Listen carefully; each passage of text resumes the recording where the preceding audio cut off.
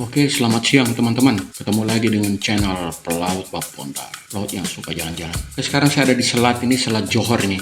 Jadi Selat Johor adalah perbatasan negara Singapura sama Malaysia, dekat sekali. Di tengah jalan ini, di utara dari Pulau Singapura atau kota Singapura. Jadi saya pasingan dengan apa ini? Kapal juga bukan kapal, tapi dia seperti alat apa ini ya?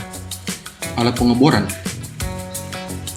Tapi kalau alat pengeboran teman-teman ini terlalu kecil, harusnya kan besar. Tapi di atasnya juga, di atas kapal itu ada helipad, tempat helikopter untuk turun, untuk landing.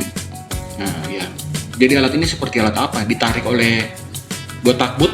Nah, takbutnya ini dia tariknya aneh teman-teman. Dia tariknya malah mundur. Satu takbut di belakang mengawasi, ditarik. Nah, terus ini alatnya seperti apa ya? Seperti model alat pancangan, pancangan gelagar, dermaga atau apa? Entahlah. Kalau ada yang teman-teman tahu atau ada yang tahu, silakan di komen.